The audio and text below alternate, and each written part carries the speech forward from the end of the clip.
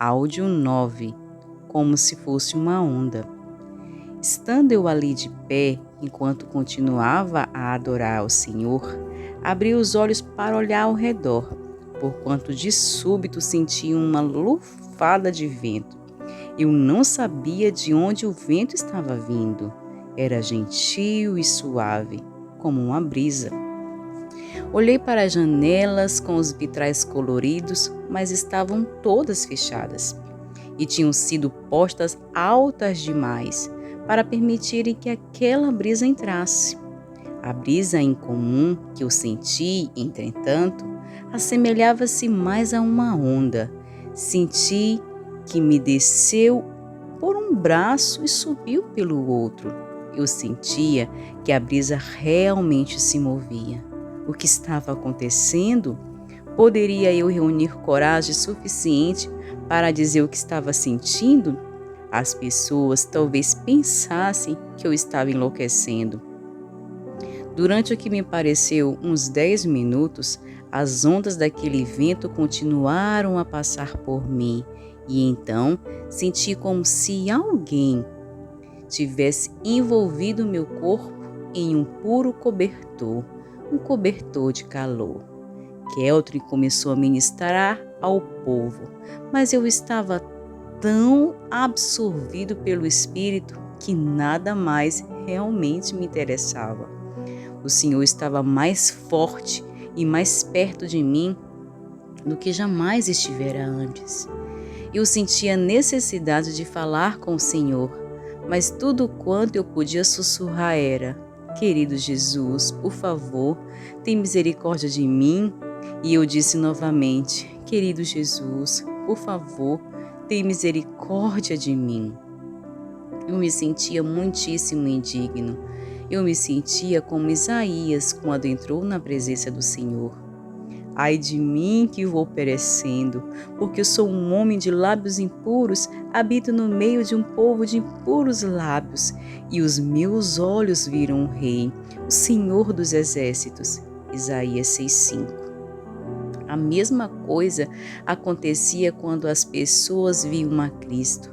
Elas imediatamente percebiam a sua própria imundícia, a sua urgente necessidade de purificação. Foi o que aconteceu comigo. Era como se um gigantesco holofote estivesse enfocando a sua luz sobre mim. Tudo quanto eu podia ver eram as minhas fraquezas, as minhas falhas e os meus pecados.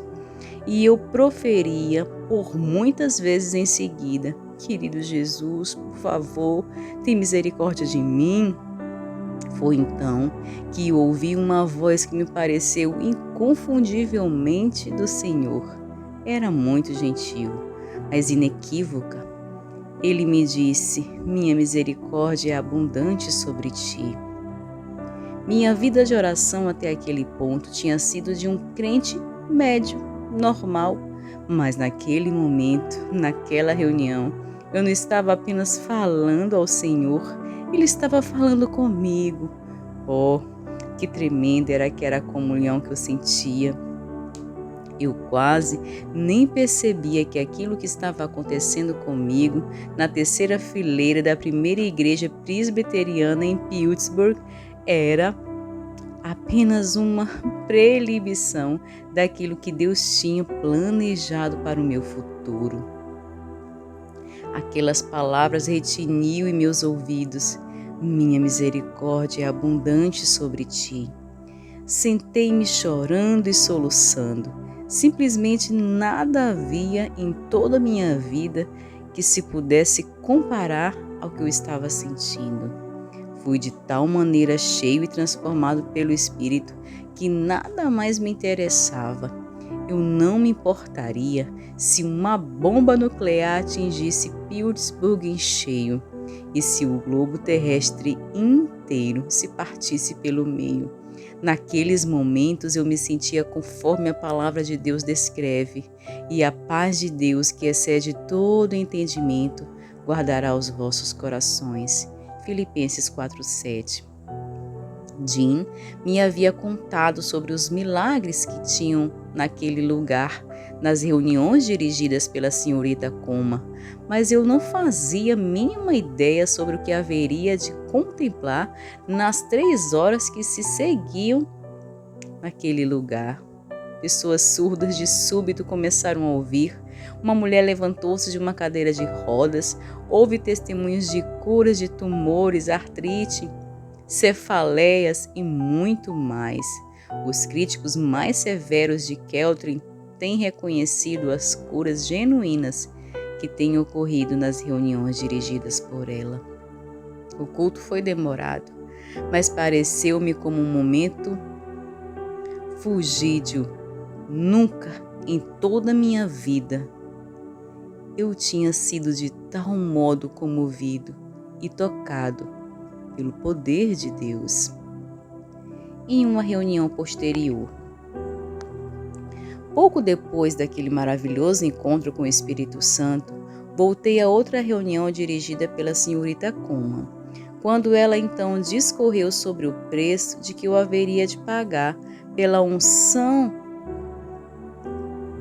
em meu ministério e pelo segredo do poder do Espírito Santo. Ela falou sobre a morte para o próprio eu, sobre a necessidade de carregar a cruz, de pagar o preço, e por várias vezes disse: quando um de vocês, ministros, pode possuir aquilo que eu tenho, qualquer um de vocês, se ao menos quiser pagar o preço.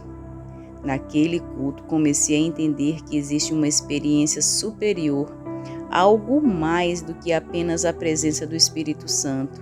Há uma unção, um poder dado para o crente para poder servir, e por isso vem através do pagamento do preço. Em que consiste esse preço? Foram necessários muitos anos para que eu chegasse a essa compreensão, e qual agora quero compartilhar. E compartilharei com meu querido leitor. Disse Davi no Salmo 63: Ó Deus, Tu és o meu Deus, ansiosamente te busco. A minha alma tem sede de Ti, a minha carne te deseja muito. E uma terra seca, cansada, onde não há água, assim no santuário te contemplo, para ver o Teu poder e a Tua glória. Davi tinha percebido um lampejo do poder da glória de Deus e agora estava anelando por eles. Porém, como ele poderia obter esse poder e essa glória? Foi ao considerar essa passagem que o Espírito Santo começou a abrir os meus olhos e a fazer-me entender o que a senhorita Coma queria dizer acerca de pagar o preço e acerca da mortificação.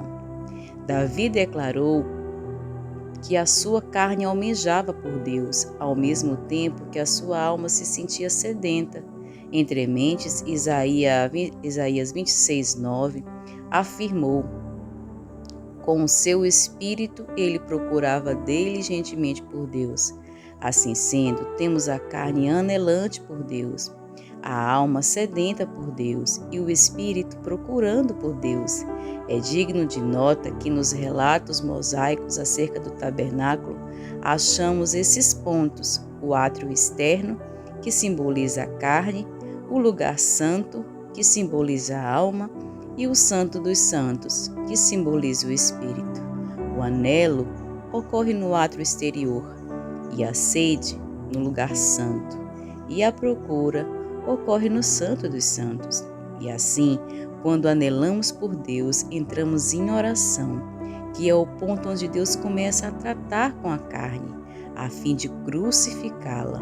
Esse é um lugar de luta, pois quando dobramos os joelhos, a cada dia, tudo quanto podemos pensar a princípio é a culpa nas nossas falhas e nas nossas profundas necessidades. Repetimos nossas declarações por muitas e muitas vezes, enquanto que Deus parece estar a milhões de quilômetros de distância e perguntamos se estamos chegando a algum lugar. Queremos cair no sono, iniciar um período de descanso, qualquer coisa. O que não percebemos de imediato é que quanto mais tempo nos demoramos a orar, menos da carne permanece conosco.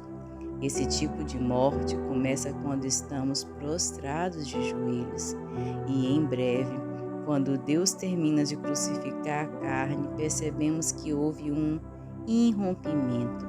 Sentimos-lo mesmo e, de súbito, orações tornam-se reais.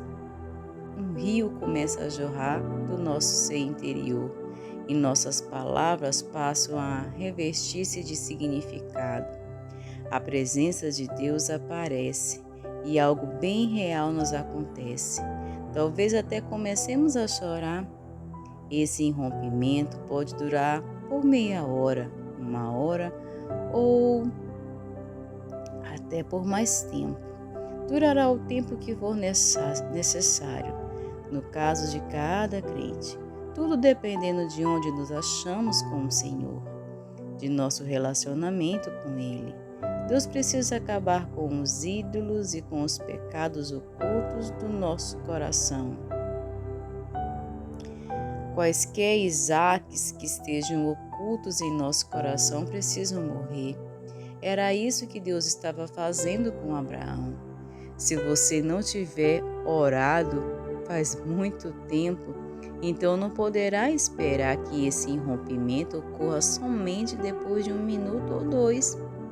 Lembremos-nos que essa é uma questão diária. O irrompimento não ocorre de uma vez para sempre. Paulo disse em 1 Coríntios 15:31, cada dia morro. Haverá um conflito cada vez que entramos nessa forma de oração. A presença e a unção não nos foram dadas somente porque morremos faz 20 anos, mas nos foi conferidas hoje, porque morremos hoje pela manhã. Deus não se utiliza de restos. Você saberá quando houve um irrompimento em sua vida, porque o senso de culpa desaparecerá. A ausência de senso de culpa significa que você irrompeu para o outro lado. Você o buscou e o encontrou em algum ponto, pois manifestar-se-á a sede por Deus. A sua alma terá sede de Deus, escreveu Davi em Salmos 42, 1 e 2. Como o servo brama pelas correntes das águas, assim suspira minha alma por ti, ó Deus. A minha alma tem sede de Deus, do Deus vivo. Quando entrarei e me apresentarei ante a face de Deus? É precisamente isso que acontece conosco. Nossa alma tem sede de chegar à presença do Deus vivo. Ela tem a sede da sua presença. A linguagem metafórica de Davi é perfeita. Uma corça busca a água por duas razões. Uma por estar sedenta e outra por estar sendo perseguida por algum outro animal. A corça sabe que o seu cheiro perder-se-á se ela chegar à beira da água. Assim estará em segurança. Outro tanto sucede conosco, os crentes. Temos sede da presença de Deus porque a sua presença nos satisfaz a alma e porque nenhum adversário poderá então tocar em nós. O diabo não poderá achar-nos. Essa também é uma das razões pelas quais Davi escreveu: Tu és o lugar em que eu me escondo.